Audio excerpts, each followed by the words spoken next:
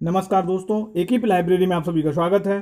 तो दोस्तों, जो आज का जो पेपर लिए हैं, ये लिया है बीए सेकेंड ईयर का जो है एग्जामिनेशन, जो 2020 में जो पेपर हुआ है उसी के जियोग्राफी का पेपर फर्स्ट पेपर है ये। तो ये जियोग्राफी है और जियोग्राफी का जो है पेपर फर्स्ट है।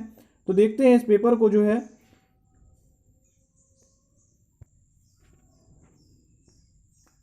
सबसे पहले जो है पहले सेक्शन में जो दिया गया है खंड आ या सेक्शन ए में लघु उत्तरीय क्वेश्चन दिए गए हैं। तो यहाँ जो कह रहा है किसी 7 प्रश्नों के उत्तर लगभग 100 शब्दों में देना है। प्रत्येक प्रश्न समान अंकों का होगा। तो सबसे पहले इसके क्वेश्चंस देखते हैं कौन कौन से इंपॉर्टेंट क्वेश्चन रहे जो इस बार पेपर में पूछे गए हैं। पहले क्वेश्चन की अगर बात करें तो दिया है कि भविष्य के भोजन के स्रोत के रूप में समुद्र जो है। तो ये बताना है हमें कि भविष्य के भोजन के रूप में जो है समुद्र है। तो इसके ये जो कि क्वेश्चन पूछा गया है काफ़ी इंपॉर्टेंट है। अगला क्वेश्चन जो पूछा गया है कि पर्वतीय मंडल का महत्व बताइए।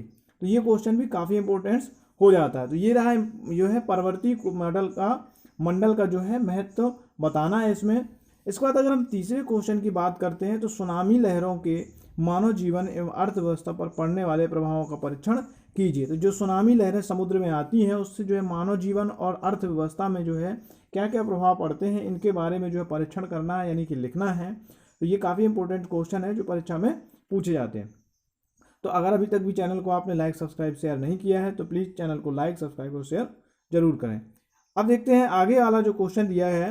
ये क्वेश्चन पूछा गया है कि वायुमंडल संगठन की विवेचना कीजिए। तो वायुमंडल में जो है संगठन की बात करना है कि कौन कौन से संगठन है वायुमंडल में जो है, या कौन कौन सी चीज़ों से वायुमंडल मिलकर बना हुआ है। तो इसकी जो है विवेचना यहाँ पर पूछी गई है। काफ़ी इंपॉर्टेंट है, इससे जो है वायुमंडल से क्वेश्चन जरूर बनते हैं। इसके बाद नेक्स्ट क्वेश्चन जो पूछा गया है कि जल विज्ञान का व्यवहारिक महत्व बताना है। यानी जल विज्ञान का जो है इसका जो है व्यवहारिक महत्व बताना है कि इसका क्या व्यवहारिक महत्व होता है। इस तरीके के क्वेश्चन ही पेपर में पूछे जाते हैं और ऐसे ही क्वेश्चन पूछे गए हैं। ये पेपर 2020 का है। अगला क्वेश्चन है कि तापमान प्रतिलोपन की व्याख्या कीजिए। यानी जो तापमान प्रतिलोपन है इन्वर्सन ऑफ ए टेम्परेचर, तो इसकी जो है व्याख्या करने के लिए पूछा गया है ये क्वेश्चन, जो कि काफ़ी इंपॉर्टेंट था इस बार की परीक्षा के लिए। अगला है कि चक्रवात को परिभाषित करती हुई उनकी 2 विशेषताओं को बताइए। ये क्वेश्चन काफ़ी इंपॉर्टेंट हो जाता है। चक्रवात जो है काफ़ी बार परीक्षा में पूछा जाता है। तो साइक्लोन से जो है काफ़ी इंपॉर्टेंट क्वेश्चन बनता है। देखिए ऊपर भी एक क्वेश्चन बना हुआ है, यानी चक्रवात से तो ये परिभाषित करना है। तो अगर चक्रवात जो को परिभाषित करने के लिए साइक्लोन की बात करते हैं, तो जब साइक्लोन आते हैं तो वैसे भी बहुत ज़्यादा जो है नुकसान होना पड़ता है, बहुत सारी समस्याएं होती हैं। तो साइक्लोन को जो परिभाषित करते हुए उनकी 2 विशेषताएं बताना है। तो क्या विशेषताएं हैं उसकी, तो साइक्लोन के बारे में भी यहाँ पूछा गया है।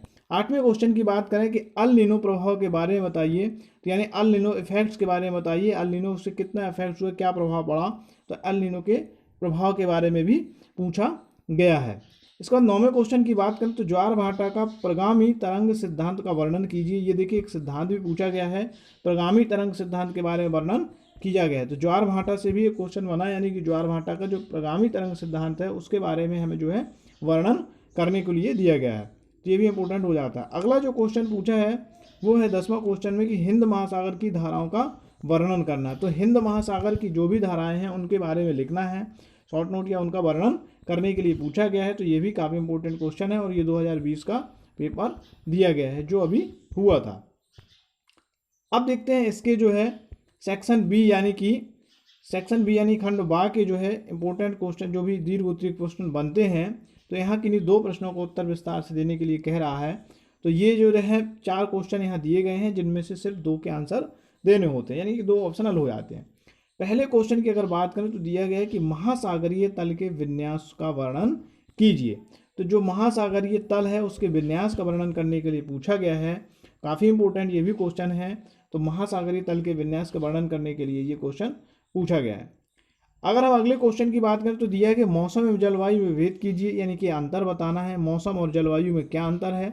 जलवायु विज्ञान का विषय क्षेत्र का परीक्षण कीजिए। तो ये भी जो है बताना है मौसम और जलवायु में क्या अंतर है। तो मौसम जो होता है हर पल घंटे सेकेंड मिनट बदलता रहता है, जबकि जलवायु जो होती है वो किसी स्थान पर बहुत लंबे समय तक बनी रहती है।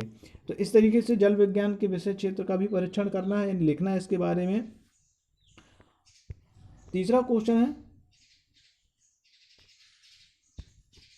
कोपेन के विश्व जलवायु के वर्गीकरण की योजना का मूल्यांकन कीजिए।